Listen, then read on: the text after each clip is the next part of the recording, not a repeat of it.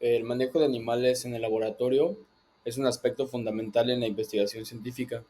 especialmente en áreas como la biomedicina, la farmacología, la toxicología y la genética, desde el desarrollo de vacunas hasta la prueba de nuevos fármacos.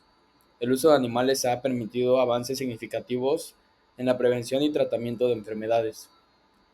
Estos modelos animales ofrecen una plataforma para estudiar de manera controlada las diversas patologías y probar la eficacia de nuevos tratamientos, lo que podría mejorar la calidad de vida humana y animal. Los ensayos en organismos vivos permiten observar efectos fisiológicos complejos que son difíciles de simular en modelos computacionales o en cultivos celulares, y ofrecen una visión general sobre los mecanismos de acción de sustancias o patologías a un nivel sistémico. Eh, Entre las principales ventajas del uso de animales en la investigación se encuentra la posibilidad de explorar en profundidad el funcionamiento de órganos y sistemas.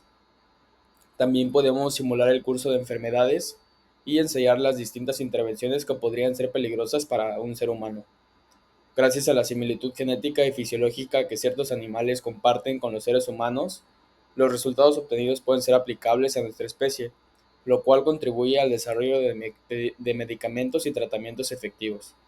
Además, el estudio en animales puede llevar al descubrimiento de efectos secundarios, la identificación de dosis seguras y la comprensión de enfermedades complejas, lo que constituye una base importante para las intervenciones terapéuticas en lo que es la salud pública. La investigación farmacológica es fundamental para el desarrollo de nuevos medicamentos. Por lo tanto, las vías de administración son de suma importancia en este proceso. Antes de que un fármaco sea aprobado en seres humanos, se realizan extensos estudios en animales para evaluar tanto su eficacia como su seguridad. Igual, estas investigaciones permiten determinar la mejor vía de administración para garantizar una adecuada biodisponibilidad y un perfil de absorción óptimo. El uso de los modelos en animales va a proporcionar información valiosa sobre cómo un medicamento va a interactuar con el organismo del ser humano, sus efectos terapéuticos y sus potenciales efectos adversos. A través de estas pruebas, lo que se puede lograr es identificar las vías que maximicen los beneficios y las vías que minimicen los riesgos, asegurando así que el tratamiento sea efectivo y seguro para el uso en seres humanos.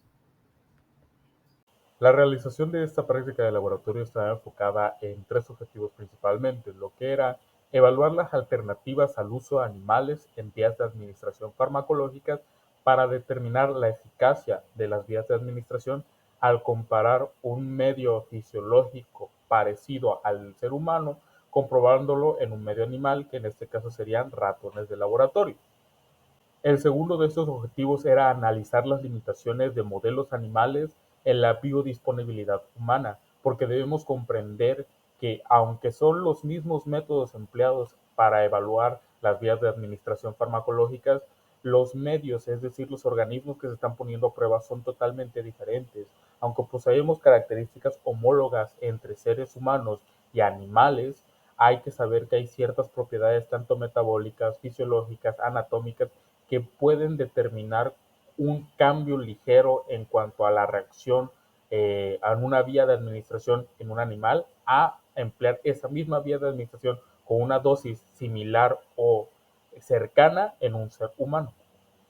Y finalmente, después de determinar las limitaciones que exista, evaluar ahora en los medios que ya se emplearon cuál es la eficacia o incluso qué debería emplearse como diferenciador para elegir cuál vía de administración debería ser la correcta a emplear en un ser humano, dependiendo la situación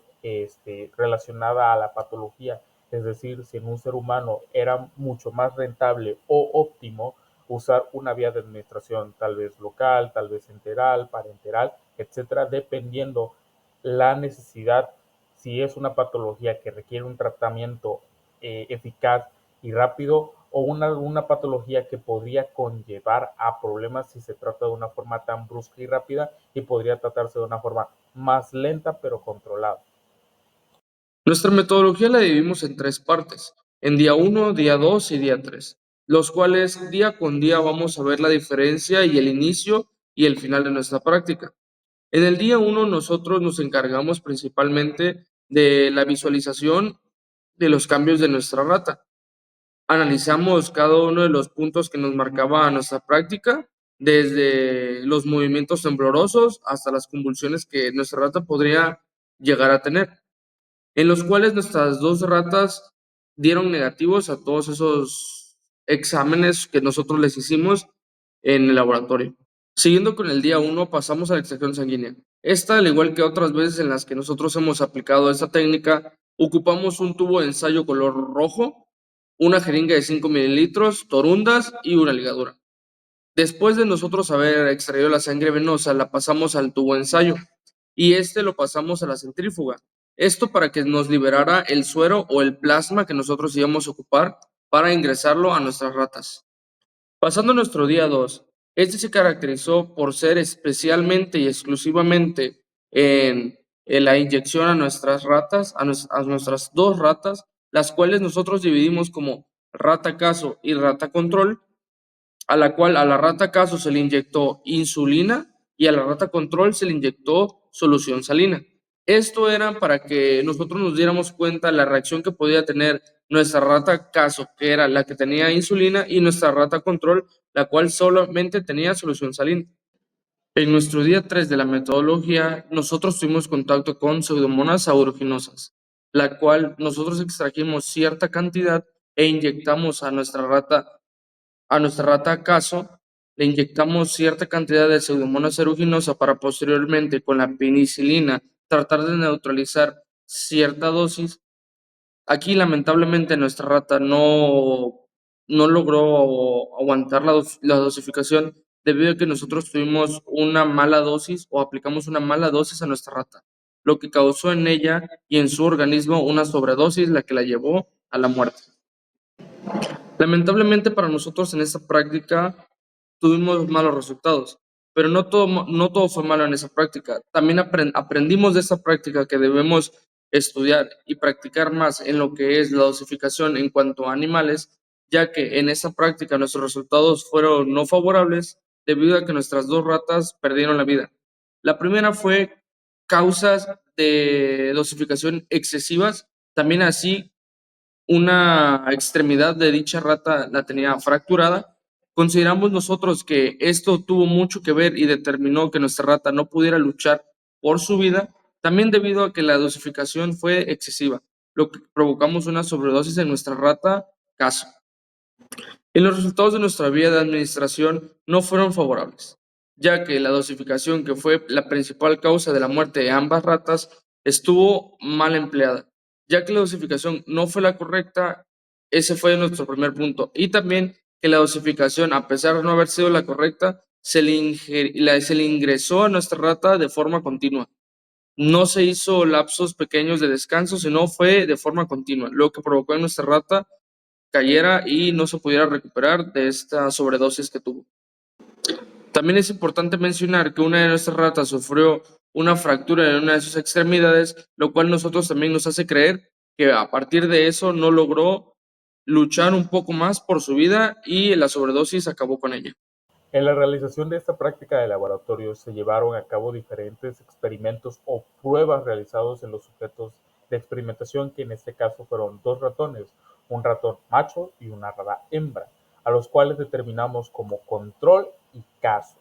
Primero vamos a ver los resultados obtenidos en el control o en el paciente control, que representaba a la rata o al paciente hembra de 3 semanas de vida, a la que se le aplicaron 20 unidades de plasma humano y posteriormente se le estresó usando etanol. Las pruebas que se hicieron son las previamente o mostradas a continuación en la tabla que pueden observar, que van desde la actividad locomotora, el aumento de la base de sedimentación, de sedentación, la marcha tambaleante, el temblor, la piloerección, el signo de Stroud, que es la característica de que los ratones curveen su cola en forma de J, la pasividad, el escape, la vocalización, es decir, que hiciera algún sonido característico, el tono muscular, la fuerza muscular, la catatonia, que es el hecho de que el animal se quede totalmente inmóvil ante una situación de estrés grave,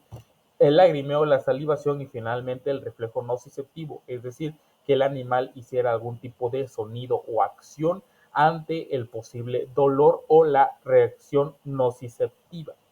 Diferentes parámetros se fueron evaluando con una calificación del 4 al 8, considerando el 4 como normal y 8 como lo mejor posible. Y en otros casos se evaluó del 0 al 4, considerando 0 normal y 4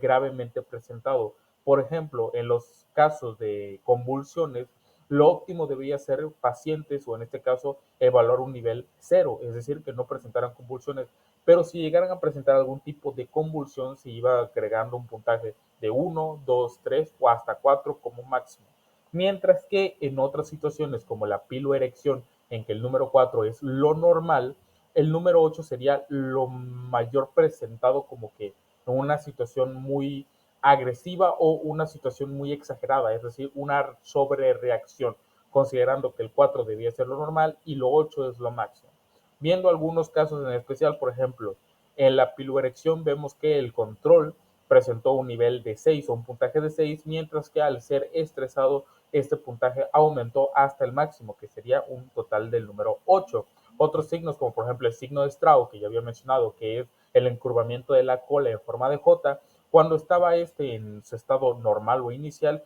no presentó ningún puntaje, siendo lo normal, mientras que cuando fue estresada con lo que es el etanol, empezó a hacer esta característica de la cola, por lo cual le dimos un puntaje de 1.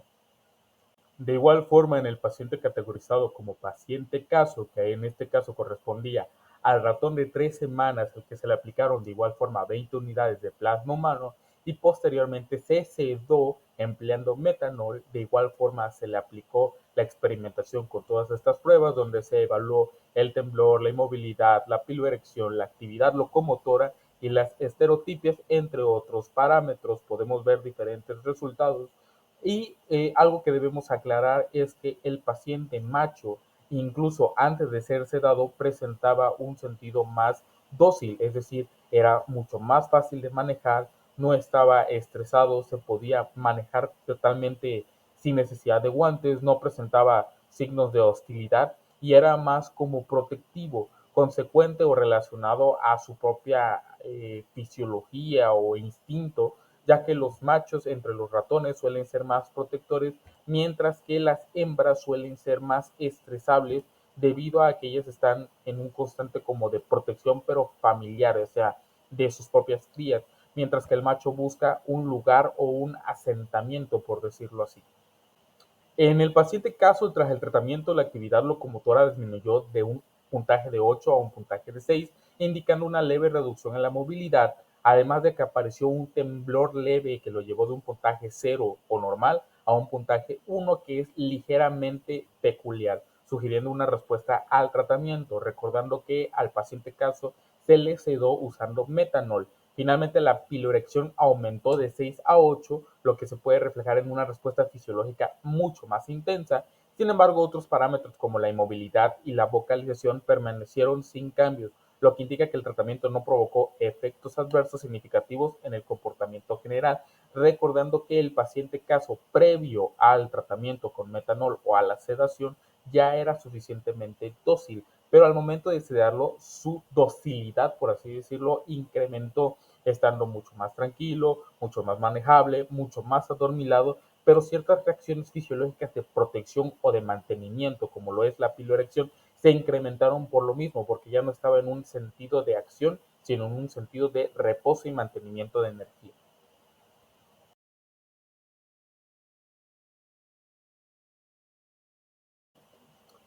Después de la experimentación y la realización de esta práctica, comparamos ciertas características o ciertos resultados ejemplificados en otras prácticas relacionadas o prácticamente iguales en cuanto al uso de animales para la experimentación farmacológica y la implementación de vías de administración, donde nos dimos cuenta que el uso de animales en la comprobación de vías de administración de medicamentos presenta serias limitaciones, ya que las diferencias fisiológicas y anatómicas entre animales y seres humanos pueden generar resultados que no son realmente confiables. Citando a ciertos autores en cuanto a otras experimentaciones, Se recalca que los animales metabolizan las sustancias de formas distintas. Un ejemplo de eso es la velocidad de absorción y eliminación, que puede variar drásticamente entre especies o entre familias o entre agentes de una misma familia, lo cual complica la interpretación directa de los resultados en humanos. Estos estudios, aunque históricamente empleados como modelos predictivos, no siempre capturan las complejas interacciones que ocurren en el cuerpo humano, especialmente en aspectos como la biodisponibilidad y la biodistribución en tejidos específicos, recordando que estos seres suelen tener un metabolismo mucho más amplio, mucho más rápido, que no suele compararse en un sentido real en cuanto al ser humano. Puede comprobarse o puede especificarse como digamos, en relaciones de 1 a 2, 2 a 3, en comparación a los tiempos en que un ser como los ratones ejecutan cierta acción metabólica en comparación al humano. Capaz la misma reacción o la misma situación metabólica en el ratón se lleva a cabo en 1 minuto, mientras que en el ser humano puede llevar hasta horas o incluso días. Esto implica que aunque un medicamento pueda ser bien tolerado en un modelo animal, no necesariamente sea seguro o eficaz en personas, lo cual ha llevado a la necesidad de reevaluar estas prácticas bajo un enfoque más humano y preciso, es decir, usando medios que sí ejemplifiquen lo que sería el ser humano y su medio interno en el organismo. Es por todo lo anterior que algunos investigadores proponen que los modelos in vitro basados en células humanas y los métodos de simulación computacional ofrecen resultados mucho más cercanos y veredictos respecto a cómo un fármaco o cómo la vía de administración está relacionado en la forma en que el organismo va a reaccionar ante ese medicamento, lo que nosotros estamos hablando como farmacodinámica y farmacocinética, en métodos o en medios mucho más similares a lo que nosotros vamos a ejemplificar en la vida real, es decir, medios que ejemplifiquen lo que es la parte interna del organismo, las situaciones metabólicas, los niveles de diferentes parámetros como lo pueden ser los gases arteriales, el pH, la concentración de sangre, etcétera, etcétera. Para concluir, aunque el uso de animales para probar vías de administración ha sido común en la investigación, las diferencias entre sus cuerpos y el humano generan resultados que no siempre reflejan cómo responderíamos nosotros. Esto, sumando a las preocupaciones éticas, hace que alternativas como los modelos celulares humanos y las simulaciones computacionales sean cada vez más preferibles para la experimentación y la comprobación de los diferentes medios farmacológicos en respuesta a la solución patológica de los seres humanos. Optar por estos métodos no solo podría brindar resultados más útiles y aplicables en humanos, sino también responder mejor a las expectativas éticas actuales en ciencia y salud, viendo cómo hemos evolucionado en todos los temas de investigación, bioética, biomedicina, bioestadística, etcétera. Todo aquello relacionado a la eficacia, a la beneficencia y al favorecimiento de la vida humana como tal. Los factores de referencia y hallazgos que tuvimos después de haber aplicado lo que es el diclofenaco y el antibiótico junto con las pseudomonas, pudimos observar que al inicio la rata estaba con vida y después de haber aplicado la dosis incorrecta y haber hecho un mal uso de lo que fue los fármacos, pues llegamos a lamentablemente tener que demostrar la defunción de nuestra ratita. Las anomalías que pudieron llegar a hacer estos hallazgos fue que mientras se tuvo la administración de un fármaco, el cual fue el diclofenaco, nuestra rata, al intentar aplicar el fármaco, se llegó a romper la pata por la presión que le pusimos al momento de sostenerla, y al momento de aplicar el diclofenaco empezó a tener una taquicardia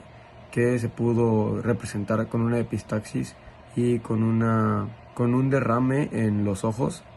lo cual pudimos observar que la frecuencia cardíaca estaba muy elevada y por tanto pues empezó a convulsionar, y lo cual le llevó a la muerte. Por el otro caso, la otra rata, al ser aplicada una dosis excesiva de lo que fue el antibiótico, no pudo pues soportarlo, y nuestra hipótesis es que tuvo una embolia el ratón y pues llegó a su defunción después de convulsionar y estar sufriendo durante alrededor de 1 minuto. La recomendación, si se vuelve a llegar a tomar este análisis, es dosificar muy bien los fármacos, ya que podemos hacer daño a los pacientes o a los animales, y pues no es el chiste de nuestra práctica de laboratorio, sino aprender a cómo dosificarlos y hacerlo de una manera correcta, de tal forma que podamos ayudar en vez de pues hacer un daño. En la discusión de las prácticas tenemos distintos factores que podrían alterar pues la administración o el organismo que íbamos a usar. Un artículo de investigación mexicano de Mendoza Juárez F. y Castro Mendoza dice que los factores pueden cambiar según sea el tipo de organismo que tengamos. Al organismo me refiero al tipo de animal, ya que pueden haber conejos, pueden haber ratas de laboratorio o pueden ser incluso usados los humanos como tal para hacer las pruebas. Otro artículo de investigación dice que de Chen W y de Chen C que la dosis puede cambiar según el peso que tenga el animal, así como puede cambiar según el peso del animal, puede cambiar según el peso del humano. Entonces son factores que debemos tomar en cuenta pues para poder administrar una dosificación correcta para que el paciente pueda aprovechar al máximo el principio activo que vamos a utilizar. Otro artículo de investigación del National Research Council dice que la intervención que es menos invasiva va a causar menos estrés en lo que van a hacer los ratones. En este caso, si estamos estresando a los ratones, pueden tener una alteración en la reacción que van a tener gracias al principio activo. En conclusión, tengo que el manejo de animales en el laboratorio será de suma importancia para poder visualizar y probar los efectos de un fármaco. Al tener alguno de los animales órganos similares a los nuestros, esto nos puede servir como primer paso para crear un medicamento. Y para esto primero debemos de conocer los reflejos normales de un ratón para después aplicar algo y poder compararlo y así observar los efectos que hizo en el ratón. Por otro lado, conocer las vías de administración es fundamental para la aplicación de un principio activo que ayudará al paciente. Por tanto, hay distintos factores que debemos tomar en cuenta. Por ejemplo, si el fármaco a aplicar es una sustancia oleosa, podemos usar la vía intramuscular, ya que si utilizamos la vía intravenosa, podemos llegar a generar una embolia. La vía intravenosa será la mejor para los fármacos hidrosolubles, ya que pasarán directo al torrente sanguíneo sin tener una pérdida del principio activo. En cambio, al tener una administración por vía oral, inmediatamente sabemos que habrá una pérdida farmacológica de alrededor del 80%, por lo cual es un factor muy importante a tomar en cuenta para la dosificación de los fármacos. Como conclusión, en mi práctica de laboratorio, la muerte de ambas ratas y el error de la dosificación de medicamentos que tuvimos representa una falla crítica en el manejo experimental, ya que la importancia rigurosa y verificación de dosis en investigaciones con animales debe ser subrayada estrictamente. Este incidente resalta la necesidad de revisar, reforzar los protocolos de cálculo, así también como la verificación y la administración de nuestras dosis. También así la importancia de cumplir las normativas de bienestar animal y las prácticas éticas de la experimentación. Considero que deberíamos incluir la reflexión sobre los errores en los procesos de dosificación y administración, la importancia de realizar pruebas previas ante los modelos de dosificación simulada y la necesidad de contar con supervisión o asesoría de nuestros docentes. Asimismo, este resultado no solo nos dice lo malo que hicimos, también nos enseña qué es lo que tenemos que mejorar día con día. También nos implementa capacitarnos en dosificaciones y manejos de laboratorio. También establecer una revisión de protocolo más exhaustiva antes de cualquier práctica que podamos hacer. Es fundamental aprender de este error para mejorar las prácticas futuras, proteger la vida animal y asegurar la fiabilidad y la ética de los resultados experimentales. Al inicio de la práctica, ambos ratones fueron sometidos a distintas pruebas. Aquí comprobamos la amplia capacidad motora de ambos. Ambos ratones respondieron correctamente a cada uno de los estímulos generados. Sin embargo, los resultados que obtuvimos no fueron los esperados, ya que ambos ratones, con el paso del tiempo y con los distintos medicamentos suministrados, no resistieron y ambos ratones murieron. Tengo 3 puntos muy importantes que creo que influyeron directamente en los resultados que obtuvimos. El primer punto es la manipulación incorrecta. Los ratones desde el inicio de la práctica se sometieron a distintas pruebas, generando estrés en cada uno de ellos. Además, al momento de suministrar los medicamentos, no fueron tomados de la manera más correcta. Yo creo que tuvieron ciertas lesiones que después interfirieron en los resultados. El segundo fue la dosis incorrecta de medicamentos. A ambos ratones les dimos dosis de más por accidente. Esto influyó directamente en el primer ratón, ya que este murió inmediatamente. También estuve investigando, según Pierre G.B., que la Pseudomonas aeruginosa, como bien sabemos, pues es una bacteria oportunista que causa infecciones graves. Pero estuve investigando y también causa infecciones graves, no solamente en humanos, sino también en los animales, pero que están inmunodeprimidos.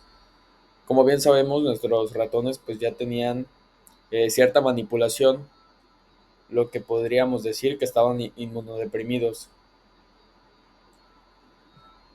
La infección por pseudomonas que se suministró al ratón orilló a los resultados obtenidos. Para concluir esta práctica, me gustaría agregar que los resultados obtenidos no fueron los esperados. Creo que cometimos muchos errores y, sin embargo, al final, creo que el uso de animales en la investigación pues es clave para entender mejor cómo funcionan las distintas vías de administración de medicamentos y garantizar que sean seguros antes de llegar a los humanos. Estos estudios nos ayudan a ver cómo se absorben, distribuyen, metabolizan y eliminan los fármacos según sea la vía de administración elegida, ya sea oral, intravenosa o intramuscular. Sin embargo, también pienso que es muy importante seguir buscando otros métodos alternativos y asegurar que cuando se usen animales se haga de forma ética y con el mínimo sufrimiento posible. La muerte de nuestra rata puede deberse a varios efectos adversos inesperados. Por ejemplo, la insulina puede llegar a provocar una hipoglucemia si es que la rata pues ya tenía problemas en la regulación de la glucosa. Además, la dosificación inadecuada de cualquiera de los fármacos que se administraron pudo llegar a ser letal, ya que una sobredosis de insulina o una sobredosis de ceftriaxona pudo llegar a causar complicaciones graves. Igual, si la rata tenía condiciones de salud persistentes,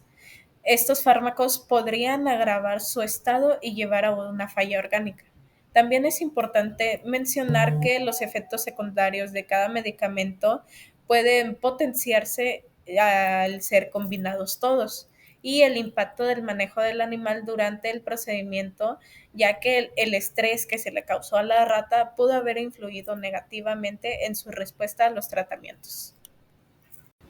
El uso de las ratas en la investigación de medicamentos, los cuales son destinados a seres humanos, son esenciales para evaluar su eficacia y seguridad. Sin embargo, este enfoque conlleva consideraciones tanto éticas como científicas. Las diferencias biológicas que existen entre estas especies pueden llegar a afectar los resultados, ya que pues es seguro y efectivo, ya que si un medicamento es seguro y efectivo en las ratas, esto no siempre se traduce a que sea de la misma manera en los seres humanos. Además de que el bienestar del animal debe ser siempre una prioridad y las prácticas de investigación deben adherirse a las normativas las cuales minimicen el sufrimiento del animal y maximicen la validez de los resultados.